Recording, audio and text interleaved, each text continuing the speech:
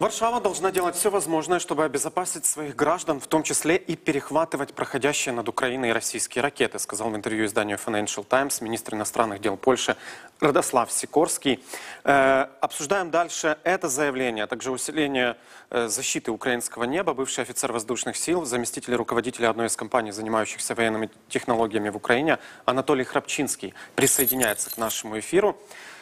Анатолий, здравствуйте.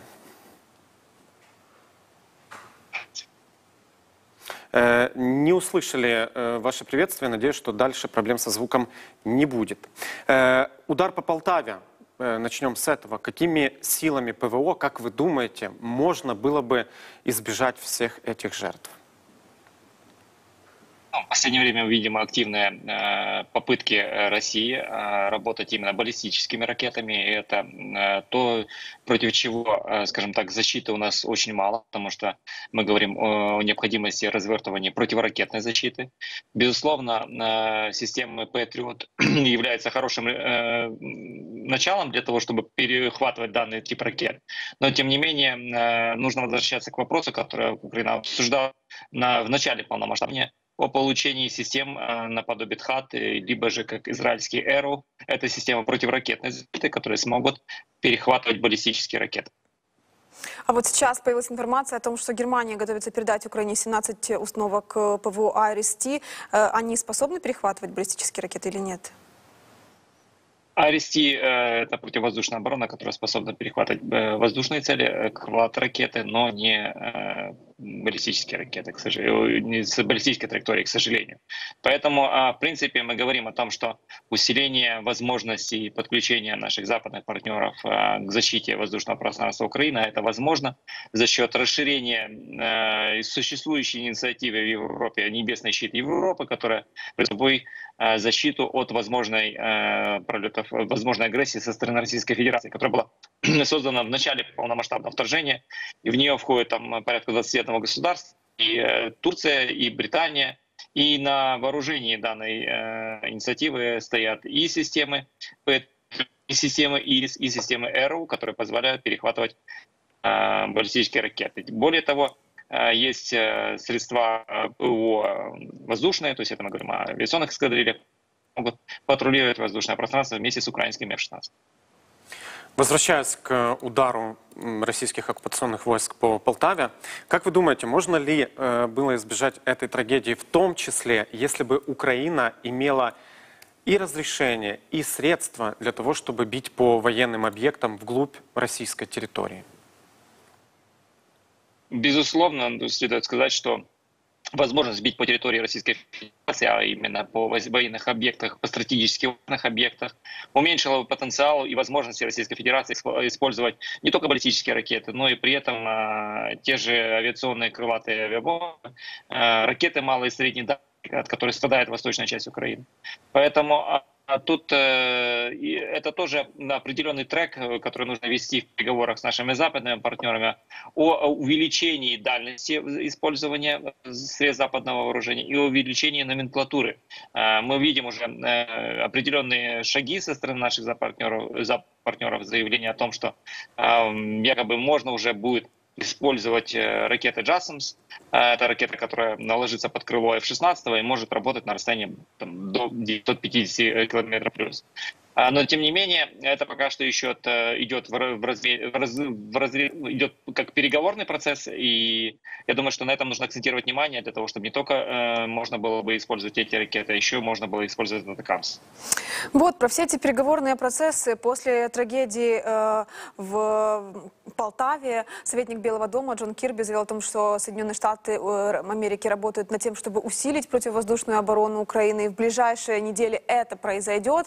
Но не лучше ли предотвращать подобные трагедии, действовать наперед, чем действовать после того, как это все уже случилось, и как бы приходится это все расхлебывать?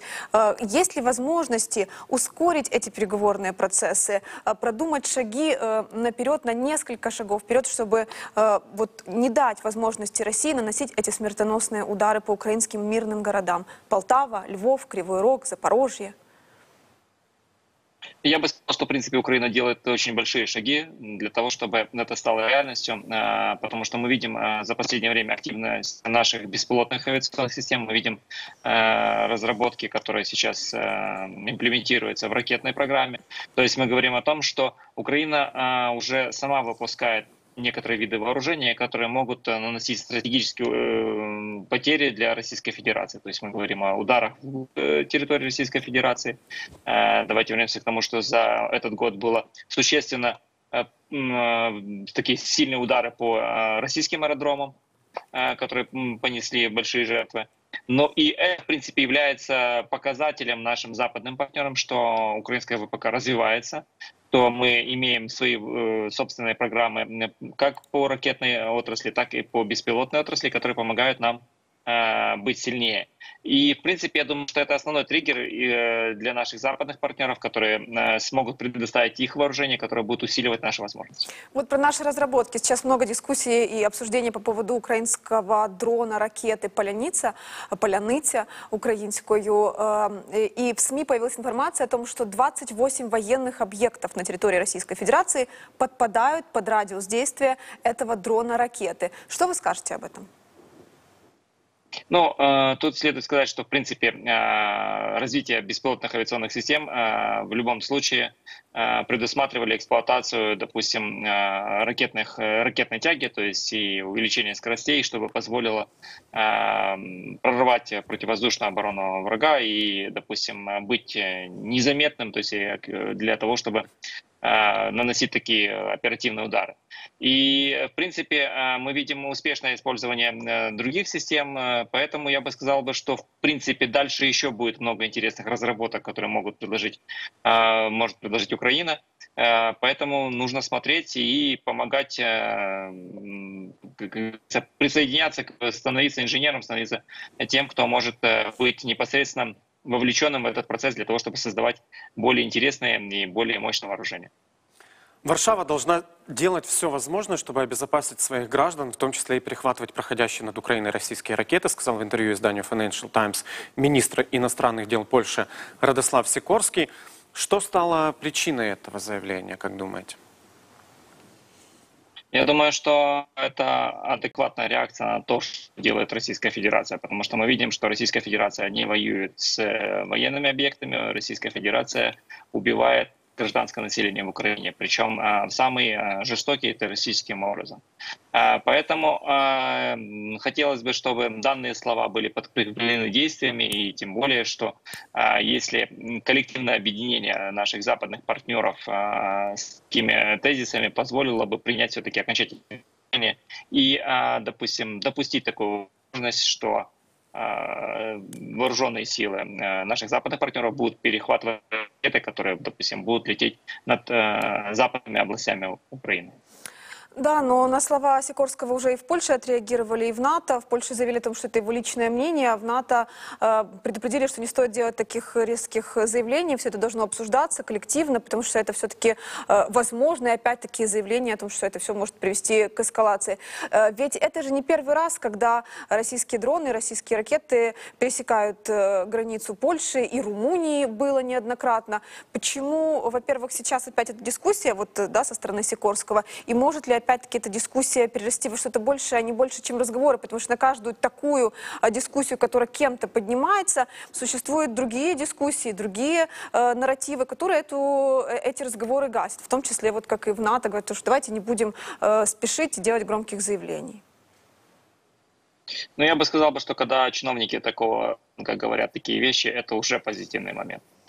Следует вернуться все-таки к вопросу небесного щита Европы, которое могло бы существенно повлиять на этот процесс, потому что Украина могла бы со своей стороны предоставить опыт. Ни один офицер, ни один военнослужащий наших соседних государств не сбивал ракеты «Кинжал», крылатые ракеты «Кастор», либо не перехватывал те же самые «Искандеры». Этот опыт есть у украинских военнослужащих, и мы можем предоставить этот опыт нашим западным партнерам. Это было бы хорошим обменом возможностей за счет того, что мы могли бы научить перехватывать такие цели, а, соответственно, наши западные партнеры могли бы предоставить некоторые свои силы и возможности для того, чтобы защитить западную часть западной области Украины от возможных таких массированных атак. При этом тут можно говорить о том, что часть вооружения, которое защищает, украинское вооружение, которое защищает западную часть области Украины, можно было бы переместить, допустим, на восточные регионы, и это усилило бы противовоздушную оборону, тогда бы минимализировало бы вообще возможности пролета и залета ближе к границам Европейского Союза каких-либо объектов, которые запускает Российская Федерация. Мы слышим не впервые со стороны Польши вот такие вот заявления, которые так или иначе касаются того, чтобы сбивать российские воздушные цели еще на подлете к польской территории. А были ли такие заявления с румынской стороны? Ну, Польша, по-моему, пока что активно в этом вопросе все обсуждает. Пока что мы видим только такую инициативу от Польши. Ну, это ряда балтийских стран тоже были такие инициативы. Шахеды едва ли не каждую неделю падают на территории Румынии, а в тот период, когда Россия активно обстреливала украинский юг, в частности, порты по Дунаю, там, по-моему, едва ли не каждый день такие происшествия случались. Это, тут, безусловно, нужно говорить о том, что должна включаться наша дипломатия для того и активно обсуждать о том, что, в принципе, тема, которая сейчас является на территории, в воздушном пространстве Украины, может превратиться в проблему, которая будет уже в пространстве Евросоюза. И это основной, наверное, месседж, который нужно говорить нашим западным партнерам, объяснив, что сейчас Украина сдерживает большее количество вооружения, которое могло бы попасть, допустим, на территорию Евросоюза. Поэтому нужен тут диалог, и я думаю, что диалог должен быть не в роли того, что мы просто защитить наше воздушное пространство, а мы должны предлагать вариант коллаборации, тобто мы говорим о том, что мы можем предоставить свои какие-то возможности, а это является, безусловно, большущий опыт в обмен на взаимное сотрудничество по защите воздушного пространства. А насколько эта коллаборация технически сложна? Вот насколько, например, в стране Польши, если такое решение будет принято, вот ей противодействовать этим российским дронам и ракетам, сбивать над Украиной российские ракеты? Как это выглядит технически? Сколько задействовано в этом людей? Какая-то финансовая история? С учетом того, что тут Украина получает большое количество западного вооружения, мы говорим о том, что в принципе вооружение, которое работает как в Польше, так и в Украине, будет идентично. То есть мы говорим о том, что взаимные протоколы обмена информацией и организовать этот процесс будет несложно. Вопрос финансовой стороны, я думаю, что наши западные партнеры нам активно помогают, и мы видим определенные помощи, которые направлены на военный сектор.